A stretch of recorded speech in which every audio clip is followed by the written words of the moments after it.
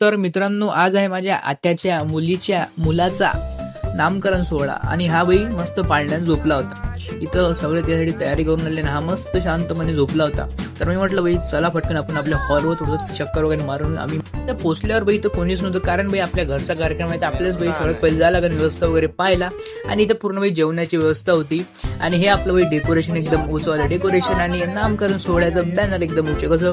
आणि इथं बाई फोटो वगैरे काढणं पण चालू झालं होतं. आणि तुमचा भाऊ असं वाटणार तर इथं फोटो शूटली झाला एकदम उंचवाली बॅग उंचे चष्मा. आणि आपल्या बाई कार्यक्रमाची पाहुणे आलेली होती आणि लुक पण तुम्ही बघू शकता, एक नंबर उंचा लुक आपल्या महाराजांचा लुक होता. आणि मावशी टोपी वगैरे ठीक करून दिली त्यांनी. अंदर आल्यावर बाई इथं फोटोशूट वगैरे करणं पण चालून जात. आणि आपल्या बाळाला पण समजत नव्हतं की आपलं नेमकं होत काय. आपल्या बाजूने एवढे सारे कॅमेरे आणि आपली मावशी आपली टोपी ठीक करून देत आहे आणि आजूबाजूने बाई कॅमेऱ्याचा भरमान होता आणि सगळे लोक बाई हास थोडीशी स्माइल दे, एक नंबर बाई उंचा फोटोशूट चालू होता. आणि बाई आजचा दिवस तर ते होता. आणि हे आपली मावशी, आपली म्हणजे बाळाची मावशी आणि माझी बहीण. आणि ते एकदम उंचावाला फोटोशूट आपला कम्प्लीट जवळपास झालं होतं. आणि बाळाला पण आपण घेऊन घेतलं आणि अंदर एकदम उंचीवाली एंट्री करायला बाळाला पण अंदर नेलं.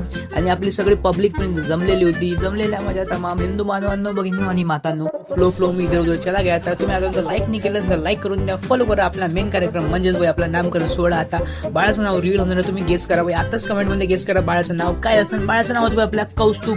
टॅग करा बाई तुमच्या कौस्तुभ मित्राला, शेअर पण करून द्या बाई तुमच्या कौस्तुभ नावाच्या मित्राला. आणि तर जेवणाला पण बाई सुरुवात झालेली असेल. चला बाई भेटू मग अशाच नवीन ब्लॉग मध्ये. मी खातो दहीवडा.